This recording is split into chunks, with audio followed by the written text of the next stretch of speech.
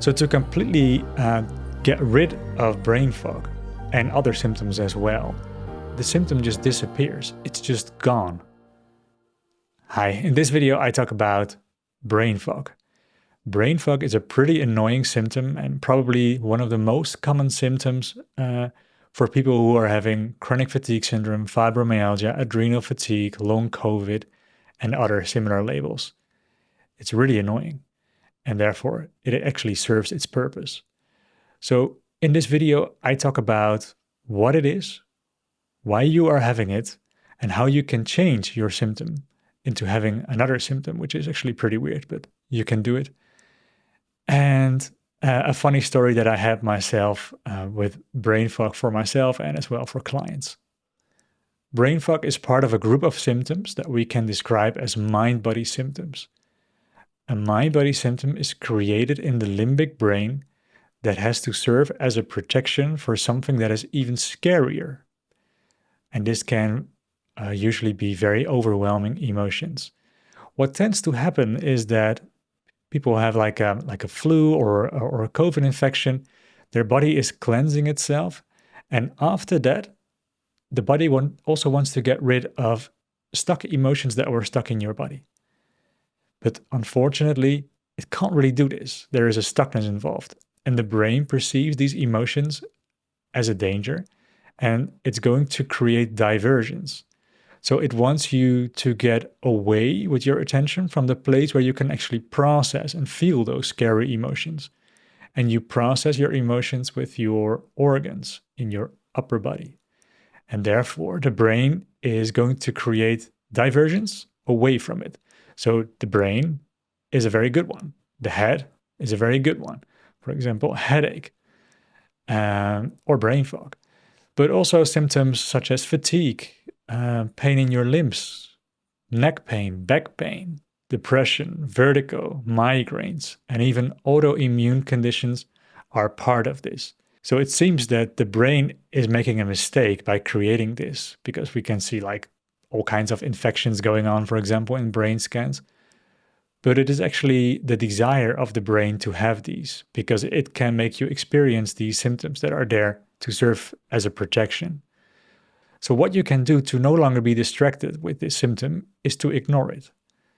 Doesn't mean that you have to push through, but you can, for example, start laughing about it and don't really care about it. And what the body then does is like, oh my God, this doesn't really work. This symptom is no longer a distraction. And therefore the brain can find another symptom that is going to catch your attention, which is also going to be very uncomfortable, because mind-body symptoms are known to be the most uncomfortable experiences that you can have inside of your body. Very unpleasant, like extreme pain, extreme fatigue, and extreme brain fog. So in my own journey, when I had brain fog in the beginning of my chronic fatigue syndrome journey in 2015, there was a moment where I had to go travel back home. So I was at the bus stop, and there were many buses driving by. And I sat there for over an hour because I could not remember anymore where I was living. And while I was sitting there, I also noticed that I didn't know how old I was. I didn't remember my name. And I didn't even remember why I was at the bus stop. But I found it hilarious. I found it really funny. It was like a comedy. So life is like is a drama in close-up and a comedy when you zoom out. So the thing is, I didn't care that much about it. I thought it was funny. And therefore the brain came up with other diversions, and it didn't last long until I no longer had brain fog. The other symptoms were actually way worse. So I think that brain fog is still like a good symptom, because it's not, well, that's up to you to decide as well.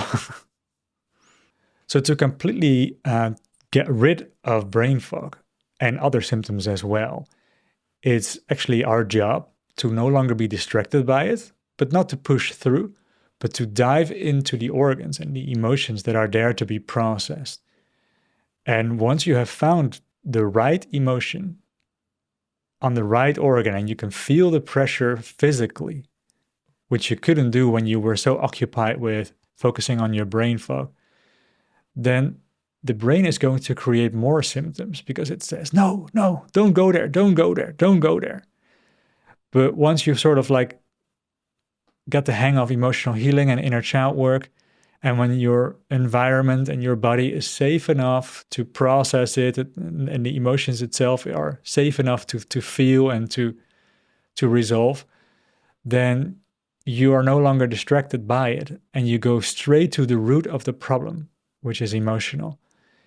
You process the emotion, and after that, the symptom just disappears. It's just gone. And that's the mind-body symptom of brain fog. There is also another form of brain fog, which happens when you are fighting bacteria, for example. I had that in my own journey. I was very good at playing chess, but after getting chronic fatigue syndrome, I could no longer do that. So what happened is that when I calmed down my nervous system after many years of being sick, being stressed and wired in fight or flight mode, my body finally had more time to deal with all these other secondary problems. And it healed them, and I had a few fevers. And after that, my brain sort of got back online completely. And I could do all kinds of difficult tasks in my brain, in my mind. So that's another way to do it. But that's secondary. And the most important solution for that is as well emotional healing. Because when you heal the emotions, that also means that you heal the fight or flight tendency in your body, then you immediately calm down, and that gives your body the opportunity to heal itself. So we've done this with ourselves and with clients. Switch it on by focusing on the emotion, switch it off by resolving it, and it becomes sort of a funny thing. It becomes an indicator of, okay, it's time to do the emotional work. Let's do it. And then after that, maybe 20 minutes later, you can become symptom-free. So it doesn't mean that it's something terribly wrong with you. Maybe we can even say that something is going very right with you because your brain has the capacity to create this for you, for your protection. I wish you all the best with healing your brain fog. I wish you a beautiful healing journey. Thanks for watching.